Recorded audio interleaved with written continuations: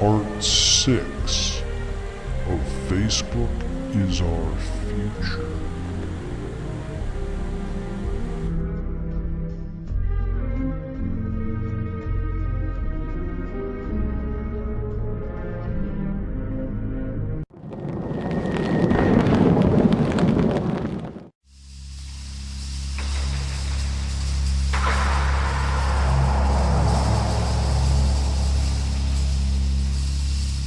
Personality model. Simply put, your personality model is your virtual clone. Everyone who has a Facebook account in the future will also have this virtual clone.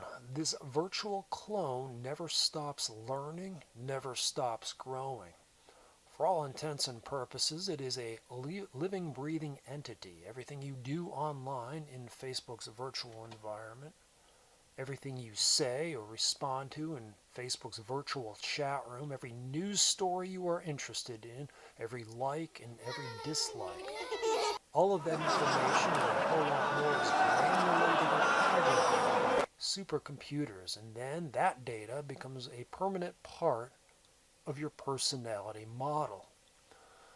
Building this model lets others see the type of person you are without ever having to meet you first. It was understood long ago that when the virtual frontier finally opened up to the World Wide Web, along with it would come the ability for corporations like Facebook to extract and amass vast amounts of data from its users like never before. The amount of data that will be harvested by Facebook in the virtual world is not even close to being comparable to the amount of data they collect today. The amount of data Facebook will use to help build your personality model is infinite and immeasurable and cannot be quantified by any metric known to mankind. Today, the act of giving up personal data regarding web surfing habits and products we're interested in purchasing makes many of us uncomfortable. The knowledge that we, the user, are in fact the product being sold in the social media relationship is equally discomforting, and yet, in spite of this, many of us still have Facebook, Twitter, and YouTube accounts, all of whom run advertisements that target us. I once naively believed that our willingness to give up data about ourselves through search queries, through past product purchases we made, through apps we've downloaded, somehow translated into there being no clear limit or threshold to the tolerance that the average person has against being spammed or advertised to.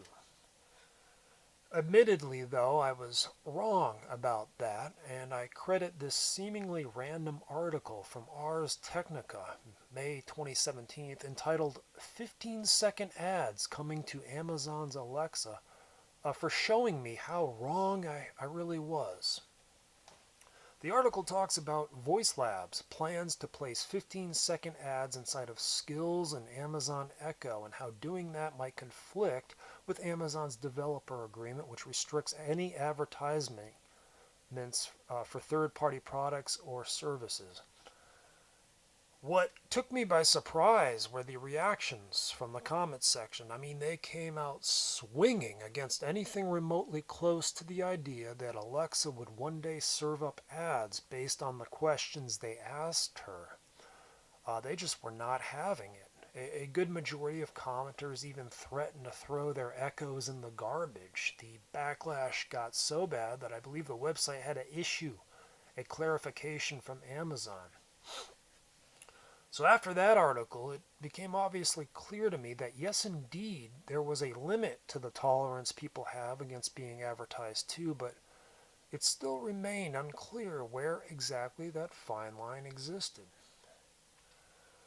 What I mean is that amongst all the people who complain, how many of these very same people use Google's voice search feature regularly? Isn't that kind of the same thing?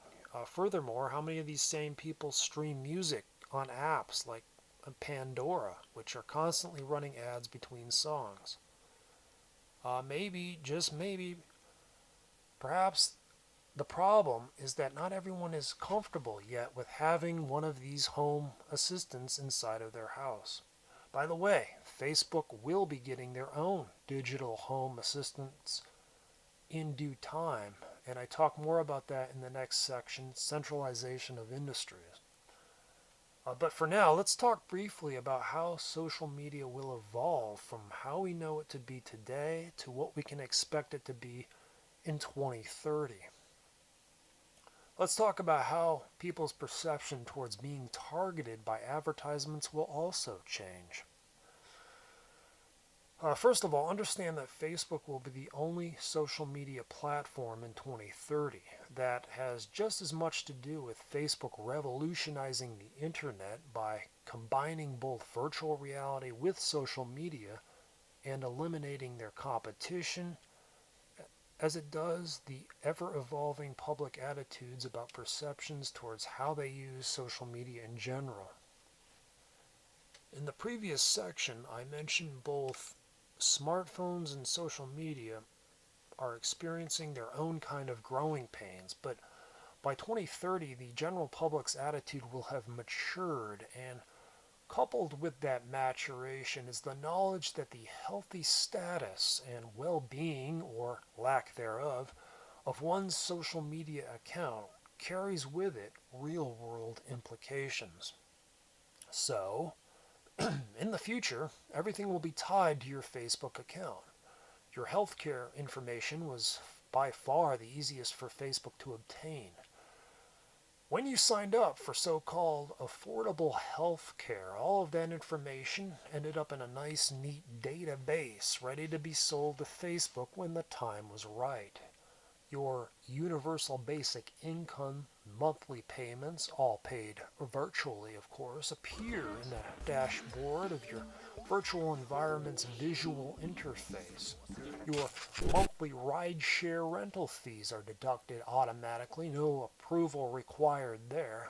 Your monthly food budget is, well, let's just say it's different.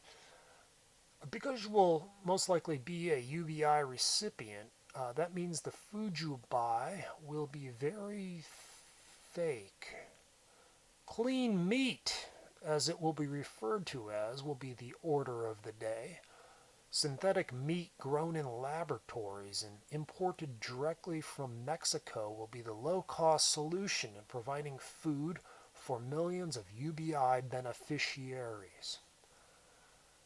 That's just a glimpse into what your Facebook account could look like 15 to 20 years from now, and as you can see, there are more real-life aspects attached to it. Long gone are the days in which one's hours are carelessly wasted curating a timeline that nobody reads. Long gone are the days in which one starts fights on Facebook only to finish them in public places. In fact, many of the things we currently think are important reasons for using social media today will appear embarrassingly trivial in the future. It's hard to care about hilarious cat memes your grandma keeps messaging you about when your supply of Frankenmeat has run dangerously low and you have no way to pay for it.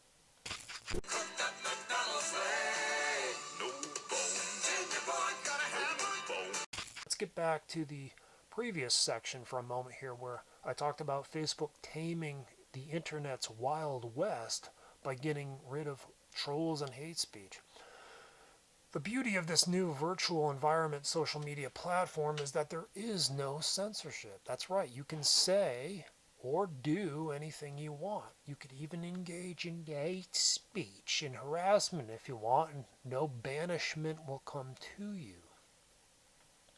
There is, however, a caveat attached to all of this in that now that you are using Facebook, your real name and photograph of your face will be prominently displayed along with your GPS coordinates, your IP and physical address, and all of this information will follow you wherever you go in the virtual world. So you might ask, What if I decide to post a fake photo and fake name to my account? Impossible. Facebook will require that either they themselves take your photograph with their own camera built inside of their VR consoles, or require that you use a camera compatible with Facebook's VR console. The compatibility requirements include: number one, all cameras must be connected to the internet. Facebook collects IP addresses for each camera you use, plus all ID numbers. Number two, all cameras must be able to collect and store GPS location data for each picture taken. Number three, all cameras must have a native file format that the VR console can recognize and convert into Facebook's file format. In other words, you can't use older hardware. Number four, all cameras must have Facebook's proprietary connector port so that it can communicate with the VR console. All media transfers must happen through a hardwired connection. Upon submitting your photographs, Facebook will request that you scan a government-issued photo ID to them, whereupon they run a biometric comparative scan between the two photographs. If their program detects a positive match, then an account will be made for you. If not, your account request will be denied. If Facebook detects that your VR console is revealing vastly different GPS coordinates than when you first made your account, your photo upload request will be denied. If your physical address, your IP address, GPS coordinates, and camera ID number do not resolve to being in the same general area when you first made your account will be terminated.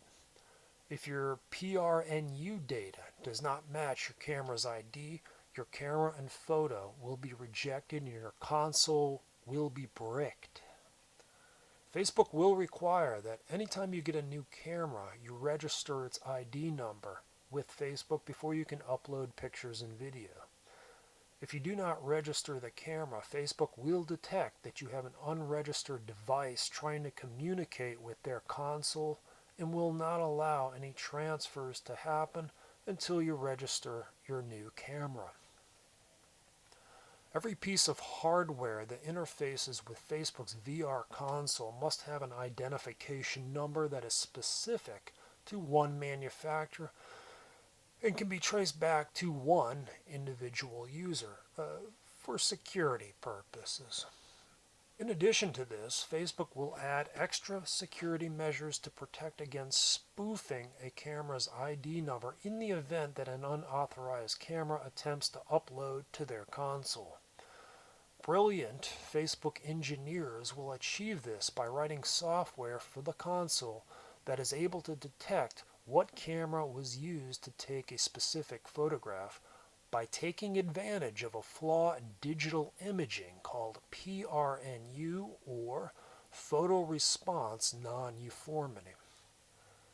Facebook's motto in the future will be a place for everyone and everyone in their place.